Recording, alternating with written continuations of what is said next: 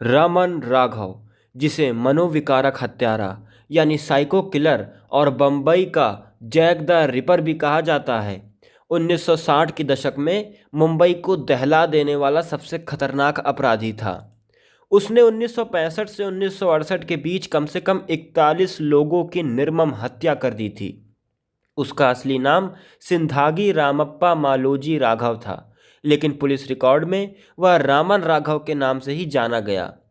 उसकी जिंदगी और अपराध आज भी मनोविज्ञान और अपराध शास्त्र के छात्रों के लिए एक रहस्यमयी केस स्टडी है। रामन का जन्म सन 1929 में तमिलनाडु के तिरुनेलवेली जिले में हुआ था। बचपन से ही वह असामान्य व्यवहार दिखाता था। 1940 के दशक में वह मुंबई आ गया और मजदूरी करने लगा। शुरू में छोटी मोटी चोरियां करता था, लेकिन 1960 के दशक की शुरुआत में उसमें हिंसा का भयानक रूप सामने आया। वह रात के अंधेरे में झोपड़पट्टियों में घुसता और सोते हुए लोगों पर लोहे की रॉड, पाइप या ब्लेड से हमला करता था। उसका मुख्य हथियार एक मोटा लोहा का सरिया था, जिसे वह गंडासा कहता था। वह ज़्यादातर गरीब मजदूरों, फुटपाथ पर सोने वालों और झोपड़ी में रहने वालों और उनकी औरतों बच्चों को निशाना बनाता था।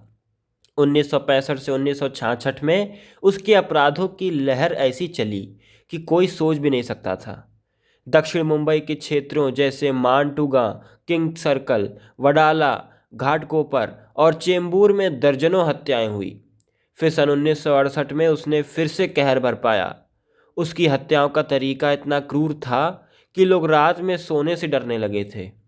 वह शिकार के सिर पर बार बार वार करता जब तक दिमाग बाहर ना निकल आए। कई मामलों में उसने शवों के साथ यौन उत्पीड़न भी किया था। कुल मिलाकर पुलिस ने उसके खिलाफ 41 हत्याओं का केस दर्ज किया था, लेकिन वह खुद दावा करता था कि उसने 70 से ज़्यादा लोगों को मारा है। रामन को आखिरकार 27 अगस्त 1968 को गिरफ्तार किया गया। उस दिन वह घाटकोपर में एक झोपड़ी में सोई हुई महिला और उसके बच्चों पर हमला करना चाहता था, लेकिन पड़ोसियों ने शोर मचा दिया और पुलिस आ गई।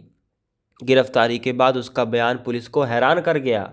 वह बिना किसी पछतावे के हत्याओं को पूरी डिटेल बताता था।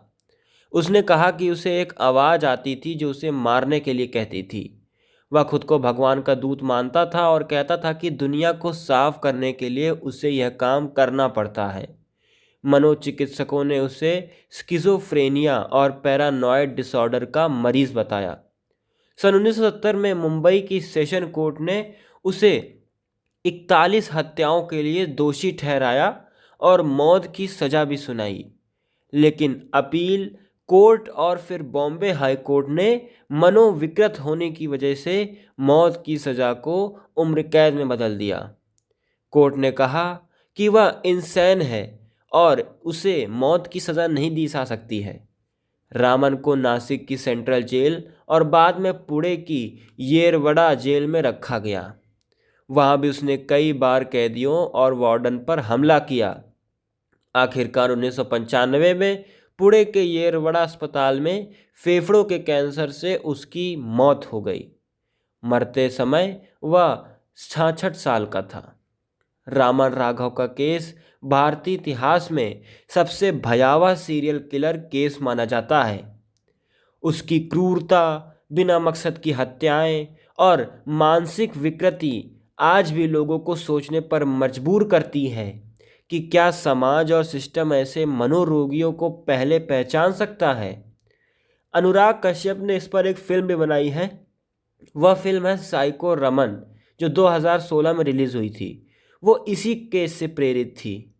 रामन राघव न सिर्फ मुंबई की रातों का खौफ था, बल्कि भारत के अपराध इतिहास में एक काला अध्याय भी बन गया।